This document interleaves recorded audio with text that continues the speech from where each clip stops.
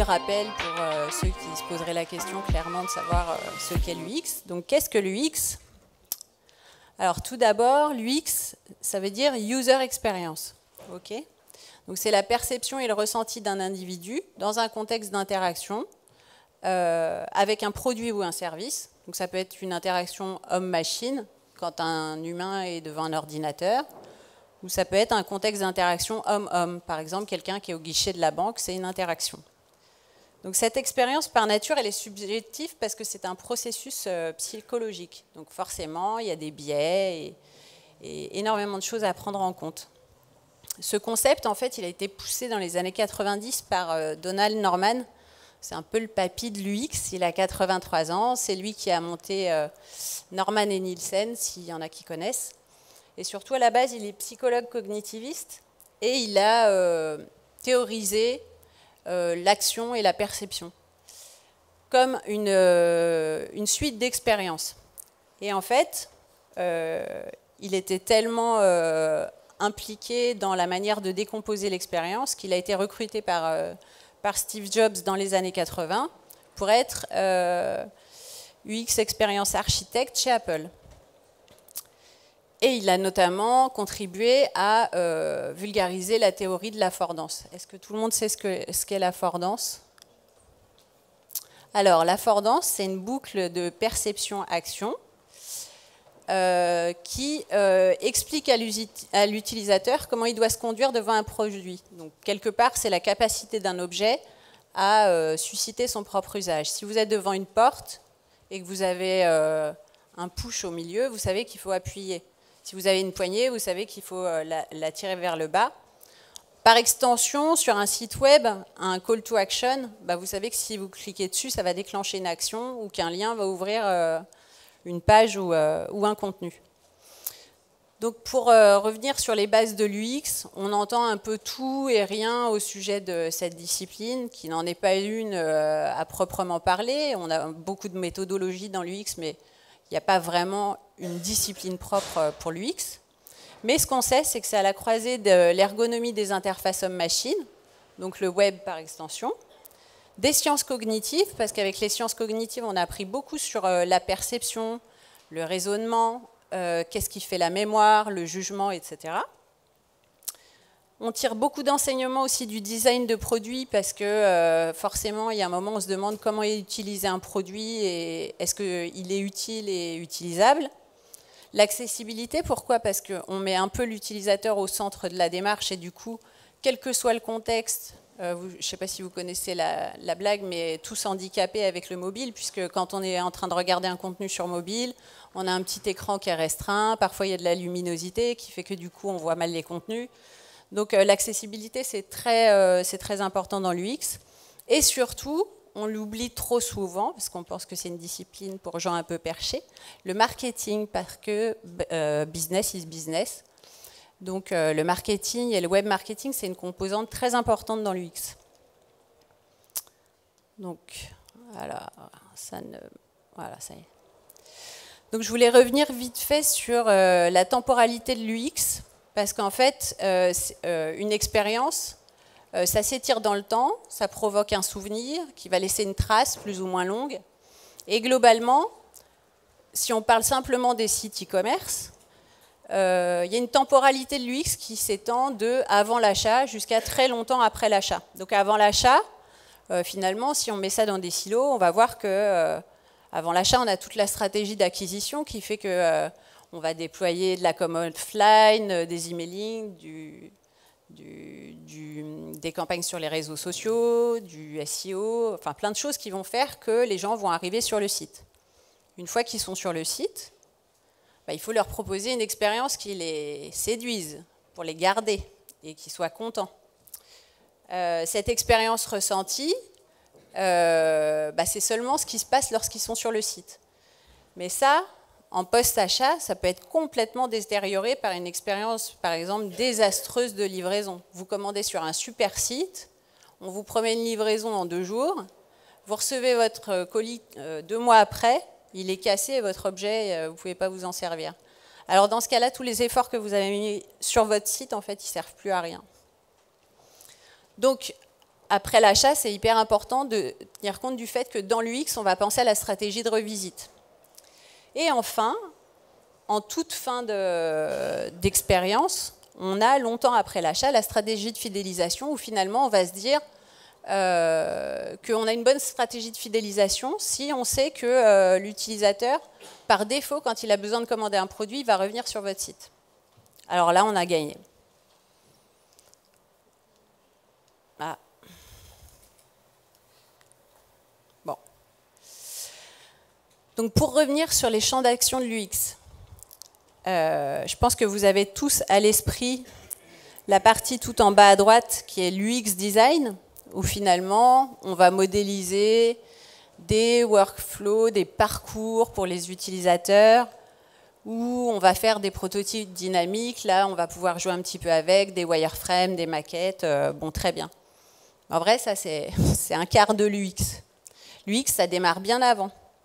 L'UX, ça démarre avec l'UX Analysis, où en fait, on va avoir des audits experts qui ne sont pas basés seulement sur du doigt mouillé, mais qui sont basés, par exemple, sur des heuristiques de Nielsen ou de Bastien Escapin, qui décomposent la manière dont un humain réfléchit, par exemple. Avec le fait que si je vous montre une somme de points, avant de voir une somme de points, vous allez voir une forme.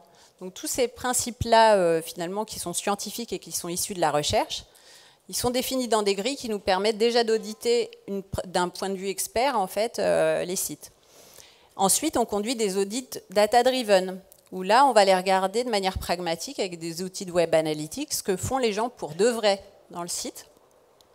Et enfin, on va passer à de l'A/B testing qui va aussi nous enrichir toute la base d'analyse qui va nous permettre de résoudre des problèmes par la suite. Ensuite, on a l'UX stratégie, qui est assez peu connue et qui s'apparente parfois au travail des PO dans certaines organisations, où par exemple, on va faire des design sprints, c'est-à-dire que avant même que le client il ait une idée du produit qu'il va vendre, en fait, on va l'aider à modéliser et à formaliser ce produit. Donc, par exemple, on va faire un design sprint. Le premier jour, on va essayer de comprendre quel est son besoin avec tout le monde. On va faire ça sur 5 jours. Le deuxième jour, on va essayer d'esquisser des ébauches de solutions. Le troisième jour, on va rassembler nos idées ensemble et on va essayer de décider sur quel axe on avance. Le quatrième jour, on va faire un prototype. Et puis le cinquième jour, on va le tester. Et au bout de 5 jours, on a un MVP qu'on va tester et qui va être prêt à aller sur le marché. Et enfin, on a l'UX Research. Et dans l'UX Research, bon, souvent, quand on parle d'UX, on a à l'esprit les tests utilisateurs, les focus group. Ce qui est très important dans la partie Research, c'est qu'on inclut beaucoup les études de marché, tout ce qui est marketing pour nous. C'est très important parce qu'en fait, on a autant besoin de connaître notre client et son marché que ses utilisateurs.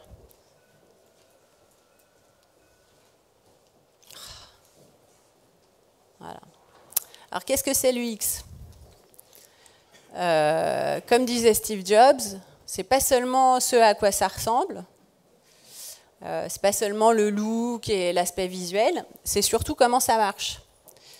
Donc, forcément, quand on s'intéresse à l'UX, c'est pas seulement aller voir un UX designer et lui dire tiens, tu peux me faire une interface sexy.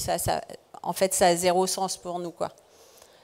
3/4 du temps, on a besoin de savoir pourquoi tu fais ce produit, ça sert qui, c'est quoi le contexte d'utilisation. En fait, c'est bien plus large que ça y paraît. Sinon, c'est qu'on a besoin d'un UI, donc un User Interface Designer, c'est-à-dire quelqu'un qui va faire de la maquette ou qui va mettre en scène visuellement. Et donc, il y a une sorte d'abus de langage en France qui fait qu'on a traduit littéralement design par dessin. Mais c'est pas ça, en fait. Parce qu'en fait, aujourd'hui, quand on fait de l'UX, on construit le produit en même temps que le client. Donc, par abus de langage, très souvent, on confond la partie visuelle et wireframe avec finalement la modélisation des parcours, etc. Donc, quels sont les objectifs de l'UX ? Pas la satisfaction, hein, bien sûr. Non, mais l'objectif de l'UX, c'est solutionner des problèmes d'expérience. avec une vision user-centric. Alors pourquoi une vision user-centric? C'est parce qu'on va chercher à observer l'utilisateur dans son contexte. Parce qu'on va apprendre du coup quels sont ses freins, quels sont les endroits où il galère, est-ce que ça l'énerve, voilà. On va analyser tous ces comportements et à la fin, on va sortir des solutions qu'on va tester et mesurer. Ça doit parler à beaucoup d'entre vous parce que c'est les bases de l'A/B testing quand même. Et en réalité, donc, on est souvent enfermé dans des carcans où ça reste coûteux quand même de faire des études utilisateurs. Donc c'est assez difficile souvent de convaincre les clients de lâcher un budget de 7 000 € pour interviewer 5 ou 7 personnes et faire une analyse derrière. Mais en vrai, observer l'utilisateur, c'est surtout recueillir le besoin de l'utilisateur. Et pour ça, il y a 10 000 moyens. Et quand vous ne pouvez pas aller à la rencontre de l'utilisateur, il y a quand même des milliers de moyens de récupérer des informations sur les utilisateurs de vos clients. Donc, pas se limiter à la forme, ni aux moyens, mais plutôt à ce qu'on cherche à faire. Donc, si on reprend la phrase avant, donc c'est solutionner des problèmes d'expérience, mais en tenant compte des besoins business. Parce qu'en fait, le business est aussi important que l'utilisateur. Si moi, mon client, il me dit sur mon site, je vends des chaussettes, et que l'utilisateur, il veut acheter des caleçons, il y a un moment, je ne vais pas lui dire « mets des caleçons sur ton site » parce que la demande d'utilisateur, elle est là. S'il produit des chaussettes, il produit des chaussettes. Il faudra trouver un circuit d'écroulement de ces produits. Donc nous, en fait, on est là pour arbitrer, on est là pour servir les besoins business et les adresser correctement aux utilisateurs pour qu'ils soient conquis. Donc pour ça, on va essayer de réduire l'écart entre les objectifs business des marques et les attentes de leurs utilisateurs finaux. Mais pour faire ça, forcément, c'est ce qu'on disait un peu il y a quelques minutes, il faut absolument qu'on ait accès à la vision stratégique. Simplement parce que, comme je l'expliquais, en fait, on n'est pas là seulement pour bouger des blocs et faire une page avec des pavés noirs et blancs. On est là parce que clairement, si on a bien compris le besoin business et qu'on a bien compris les attentes des utilisateurs, même s'il y a une dissonance entre les deux, on est capable d'adresser une problématique à l'utilisateur qui va satisfaire les besoins du business. Mais pour ça, il faut qu'on ait accès à la vision stratégique. Par exemple, si un client nous cache que son objectif, c'est de vendre plus de produits A que de produits B, nous, par exemple, sur une barre de navigation, on va mettre tout le monde au même niveau. S'il a vraiment décidé de vendre 90% de produits A, on va le traiter différemment et on va mettre ce produit-là différemment en avant. C'est très important pour nous de récupérer la vision stratégique. Et ensuite, il faut avoir identifié les cibles et connaître leurs attentes. Parce qu'en fonction de ça, du coup, on est capable de bien adresser la demande au bon moment. Et l'objectif final de tout ça, c'est bien sûr le CRO, il ne faut pas se mentir, hein, c'est la priorité absolue. Tous les clients sont convaincus, et d'ailleurs pas que les clients, mais les professionnels aussi. Mais finalement, il y a un double objectif, c'est qu'en plus, on sert le CX. Donc c'est la Customer Experience. Et ça intéresse aussi d'autres services, parce que quand on bosse bien en UX, ça veut dire qu'on a aussi moins de retours dans les call centers, on a moins de gens qui appellent le SAV, on a moins de gens qui font de retours, et ça, du coup, ça dope aussi la partie peut-être un peu moins visible tout de suite, mais qui sert la stratégie client de l'entreprise. Donc UX et SEO, pour faire une toute petite digression là dans la présentation. En fait, on a une croissance des investissements dans le digital sur les dernières années, qui font que, à peu près jusqu'à 2014, en fait, l'essentiel des dépenses était placé sur l'acquisition. Il se trouve qu'aujourd'hui, étant donné la concurrence, ça devient très compliqué de maintenir ce budget sur l'acquisition. Par contre, on sait que fidéliser des clients existants, c'est plus facile c'est moins coûteux que de gagner de nouveaux clients. Donc du coup, c'est vrai que l'UX sert aussi à fidéliser les nouveaux clients. Mais une UX qui serait super avec un SEO pourri, ben, du coup, personne ne viendrait. Et si l'image fait rêver 90% de la salle, en vrai, ça ne fait pas rêver celui qui tient l'hôtel. Donc voilà. Et le deuxième truc qui est valable aussi, c'est que le SEO sans UX, ben, c'est pas cool parce que les gens ne veulent pas rester. Donc pourquoi on passe à une approche data-driven UX? Parce que la data, première qualité, ça va nous permettre d'identifier les problèmes du UX.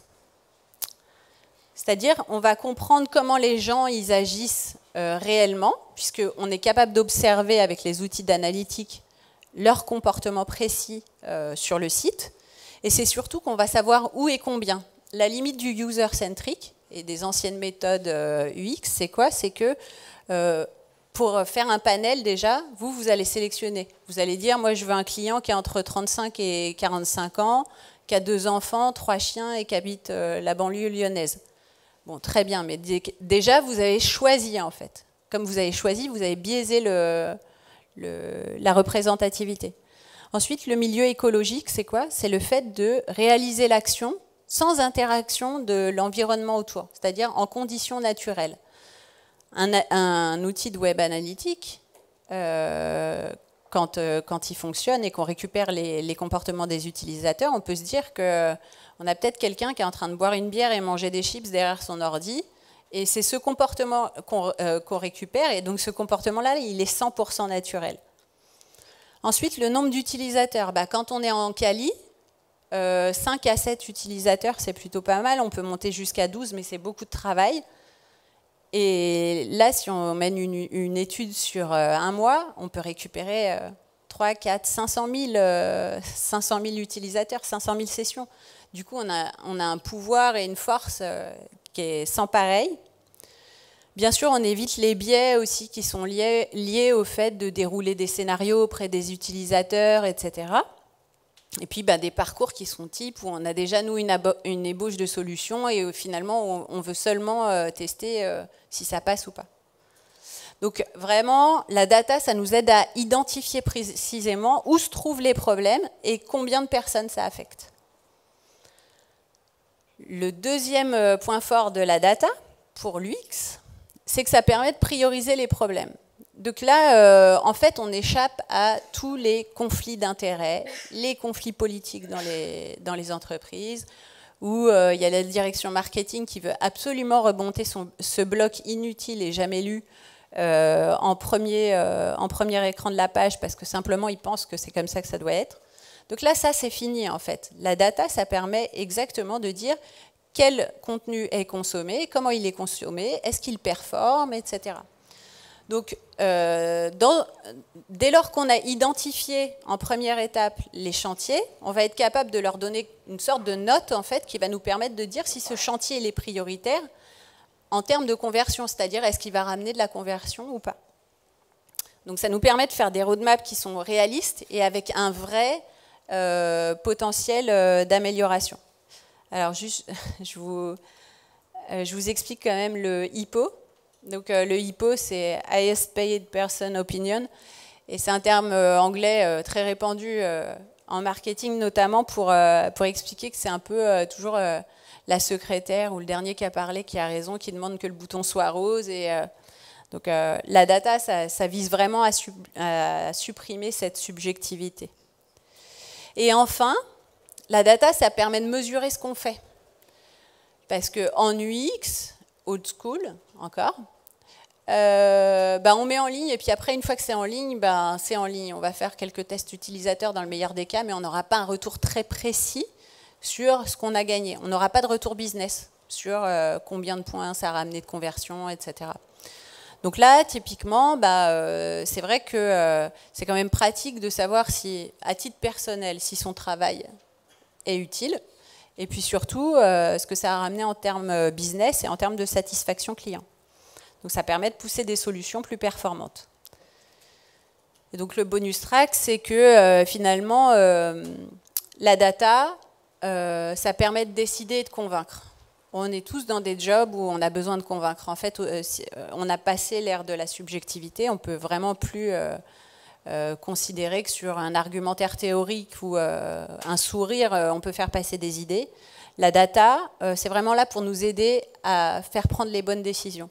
Donc, parce que ça nous permet d'évaluer. Donc, comme on peut mettre un chiffre derrière, on est capable de comparer. Ça donne un scope beaucoup plus large à l'UX Quali. Donc, pour nous, c'est une aubaine parce que ça donne du corps à la discipline.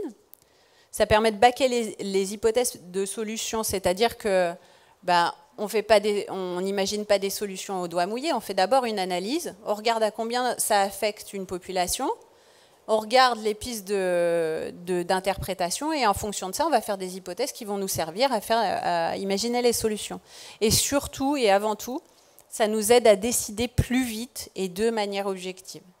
Il n'y a pas une direction qui ne cède pas sous le poids de la data.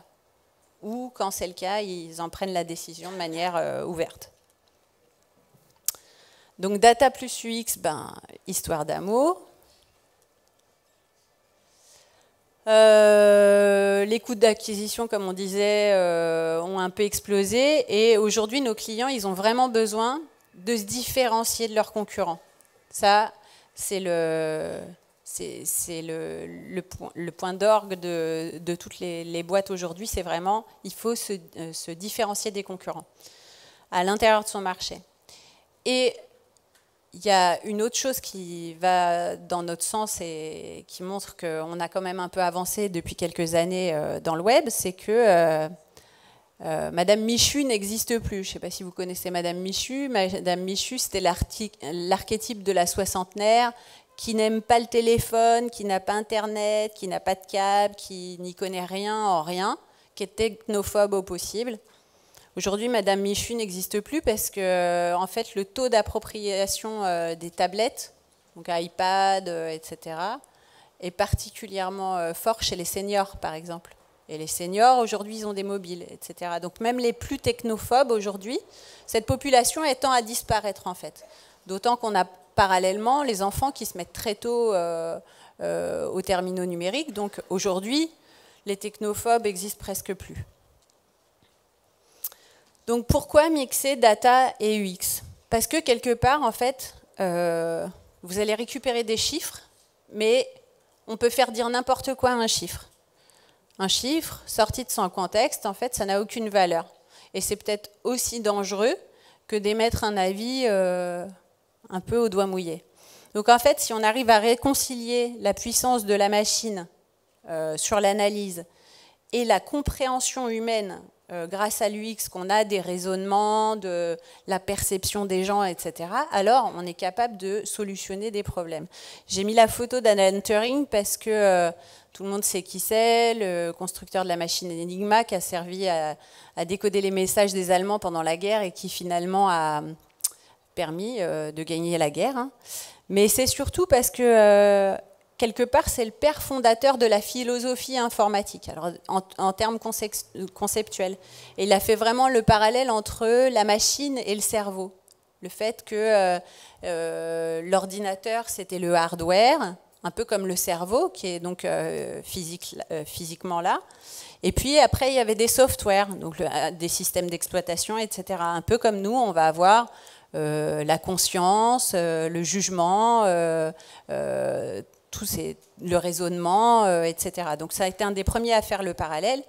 Et pour la petite anecdote, il avait imaginé un test qu'on exploite aujourd'hui pour essayer de différencier l'homme de la machine sur des épreuves identiques. Et lui, en fait, il avait mis au point ce test-là en se disant qu'il y aurait des intelligences artificielles qui allaient apparaître et que on n'arriverait plus à faire la différence entre l'homme et la machine. Ce test est toujours utilisé actuellement pour effacer cette limite entre les deux mondes, quoi. Donc voilà, la data, ça va permettre de savoir où, combien. Donc ça, on en a besoin en analyse. Et l'UX, ça va permettre de comprendre comment réagissent les gens et comment il faut solutionner leurs problèmes.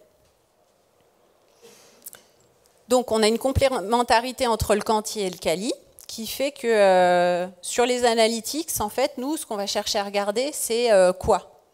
qu'est-ce qui se passe? Quels sont les comportements? Comment agissent les gens? En UX, quand on fait un UX quali, on a tendance à interroger les gens sur leurs intentions. Pourquoi vous faites ça? Qu'est-ce qui s'est passé? Voilà. Donc là, quelque part, on est entre observable et déduction, finalement. Donc en méthode, on a une méthode qui est Quanti pour les analytics et Quali pour l'UX, avec des objectifs, organisation, marque, etc. pour les analytics et très UX avec le côté user. Et surtout, le dernier point qui est très important, c'est aujourd'hui l'UX data-driven, elle cherche à créer des passerelles entre les personas et les segments. Alors je vous donne juste un exemple. En fait, les personas, c'est des archétypes d'utilisateurs. Quand on fait des personas en UX traditionnel Kylie, on va se dire il s'agit de Géraldine, 45 ans, habite Lyon, 2 enfants, 2 chiens. Elle achète des produits premier prix. Voilà, et ça traduit un persona. Et sur la base de ce persona, on va imaginer des parcours et on va construire le site. D'accord ? Avec les segments, ce qu'on regarde, on regarde des gens qui ont réalisé des comportements. Donc, par exemple, avoir vu 2 pages de croquettes pour chien et être passé au panier en moins de 5 minutes, j'en sais rien. Ce qu'il y a, c'est qu'aujourd'hui, dans cette modélisation-là, c'est très difficile de faire la passerelle. Or, si on arrive à mêler UX et data, on arrive à trouver des patterns communs en fait, qui nous permettent d'avoir des populations qu'on va suivre en ligne et qui s'apparentent au persona marketing. Et là, c'est la grosse force du sujet, c'est qu'en fait, on arrive quand même à mettre marketing, data et UX autour de la table. Donc, data et UX, c'est des forces à combiner parce que très vite, en fait, quand l'approche est installée chez les clients, qu'on a assez évangélisé, qu'on travaille de manière fluide, alors on rentre très vite dans un cercle vertueux et où on va tester en permanence des solutions et des améliorations. Quelque part, on limite les risques aussi parce que du coup, on va tester des petites choses. On n'est pas obligé de révolutionner, de partir dans une refonte. Ce qui est hyper important, c'est plutôt d'avoir une roadmap d'optimisation parce qu'en vrai, avant, on faisait des sites et puis on se disait, j'ai fait mon site pour 2-3 ans. Aujourd'hui, ça n'existe plus. On est dans un processus d'amélioration continue, ne serait-ce que parce qu'il y a des concurrents qui émergent tous les jours, il y a des nouveaux produits qui apparaissent. Parfois, votre client, il va racheter une filiale qui est à l'étranger et ça redynamise complètement, ça remodèle sa dynamique de vente. Enfin, il y a plein de choses qui peuvent intervenir et qui font que votre site, il bouge tout le temps. Les content managers ont largement contribué aussi à ça. Donc aujourd'hui, les contextes de refonte existent, bien sûr, mais c'est surtout, il faut rentrer en mode test and learn avec des roadmaps d'optimisation où on va aller tester des améliorations qui vont servir la conversion. Et la customer experience. Et ça plaît beaucoup en général aux directions marketing et aux... Alors ça a plein de noms différents selon les entreprises, mais le care, le self-care, le service client, les CRC, tout ça, ils aiment beaucoup ça parce que quand vous êtes sur le site et que vous avez bien conçu une FAQ, par exemple, c'est beaucoup moins d'appels au call center. Nous, on avait fait une étude et on avait vu qu'un appel au call center chez un grand FAI français, là, c'était à peu près 5 € en moyenne, multiplié par 300 000 demandes sur une période de 9 mois, donc le chiffre astronomique. Et en fait, en ayant remonté dans les pain points de cette FAQ les principales remarques qui avaient été émises par le service client, en fait, on avait modélisé un parcours qui donnait des réponses aux clients sans qu'ils aient besoin d'acheter. Mine de rien, 300 000 fois 5, ça fait du monde. Donc, comment mixer data et UX? Alors, il n'y a pas de recette miracle, mais en tout cas, il y a des choses qui marchent.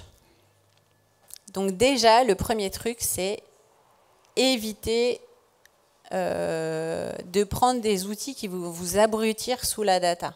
Ça ne sert à rien. Vous allez être dégoûté par des processus complexes, des méthodes pas possibles. Tout le monde va venir vous voir en vous disant « Ah bah tu peux regarder ça, tu peux regarder ça ». C'est juste impossible. Donc ne pas crouler sous la data. Et je vous le dis parce que ça c'est l'écosystème de la data en 2018. Donc déjà, il faut savoir ce qu'on veut faire. Et c'est quand même pas facile. Donc, quand on voit trousse brouhaha, là, c'est un peu difficile de faire un choix. Et donc, la première des choses à faire, c'est se demander où on en est et qu'est-ce qu'on veut faire. Donc là, on va définir un objectif. À quoi vont servir mes analyses? Est-ce que c'est parce que j'ai vu un problème de conversion, j'ai une alerte, et là, je veux savoir d'où ça vient? Est-ce que c'est ça? Est-ce que c'est parce que mon site est trop vieux et je veux préparer une refonte? Est-ce que c'est parce que je veux tester un avant-après sur une nouvelle feature? Est-ce que c'est parce que je veux mettre en place une roadmap d'optimisation? Tout ça, en fait, ça fait qu'on ne va pas regarder les mêmes choses et au même endroit. Donc une fois qu'on sait pourquoi on veut lancer des analyses, après, on va se poser la question de qu'est-ce qu'on regarde et où?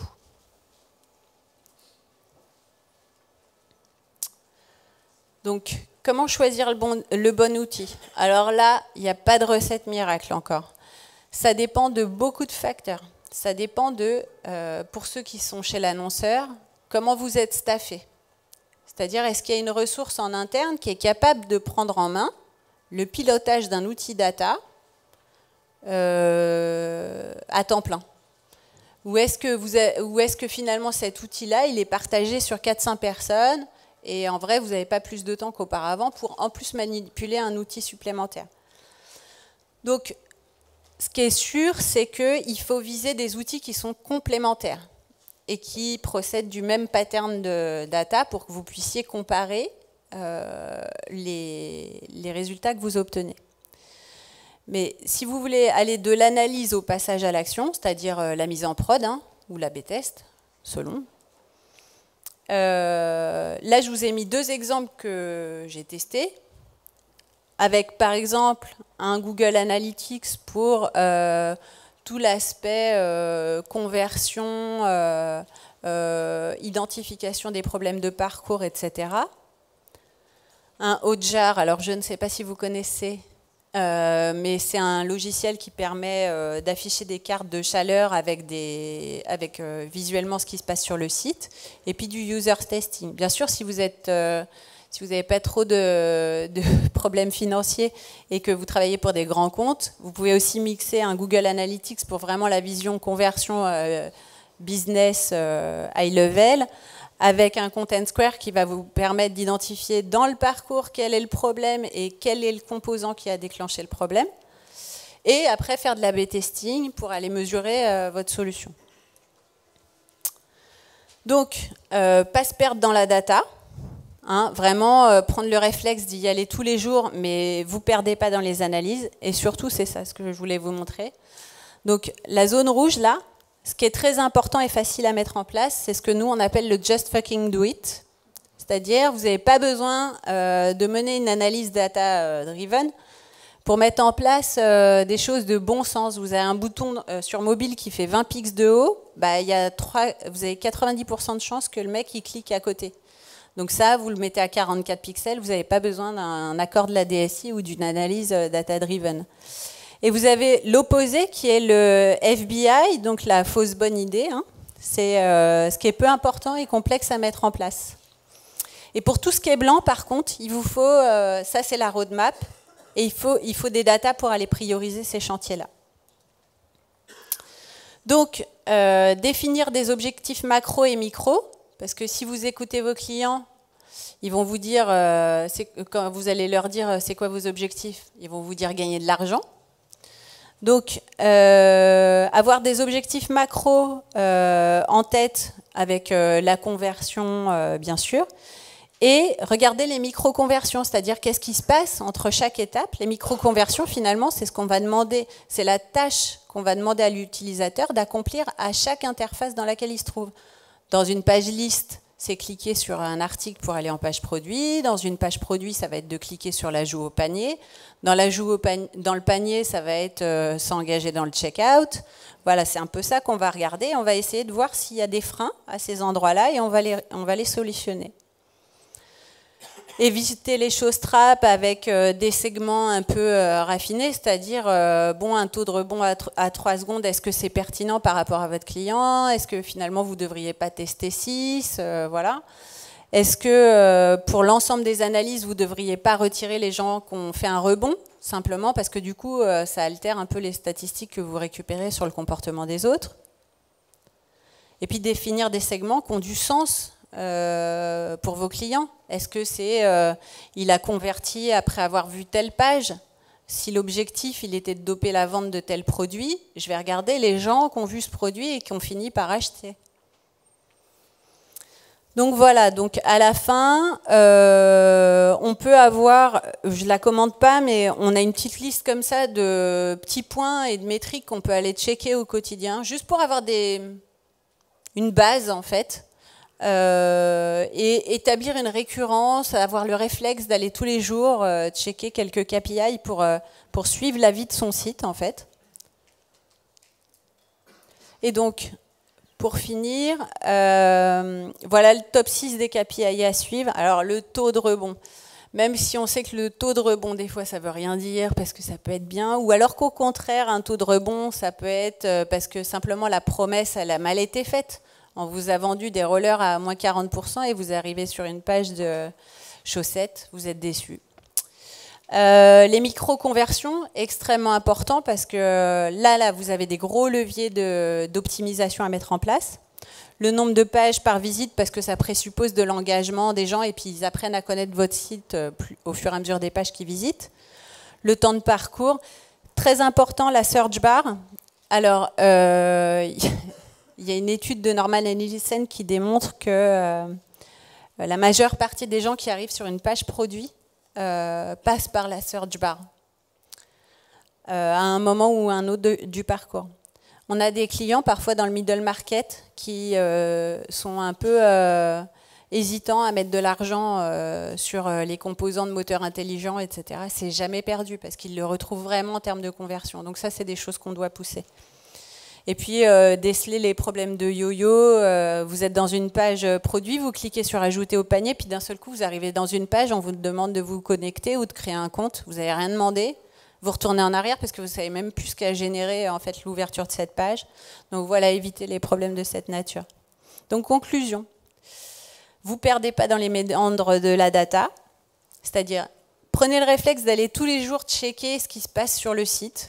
Regardez les problèmes là où les utilisateurs galèrent, etc. Et tester, mesurer en permanence. Voilà, vraiment la logique de test and learn en permanence. Testez ce que vous faites et mesurez la performance de vos solutions. Gardez à l'esprit le fait que même si on travaille pour le business il vit grâce plutôt aux utilisateurs et que donc intégrer l'utilisateur dans sa manière de raisonner, forcément ça sert forcément le business. Et puis voilà, Data plus UX, c'est une histoire d'amour qui satisfait à la fois les besoins business et les besoins user. Et si on rajoute à ça le SEO, ça satisfait aussi les moteurs de recherche. Et on a une stratégie d'acquisition qui est pérennisée par une stratégie de fidélisation des clients. Je vous laisse ces 2 livres de chevet qui sont 2 références géniales et très très abordables si ça vous intéresse l'UX et que vous voulez creuser un petit peu.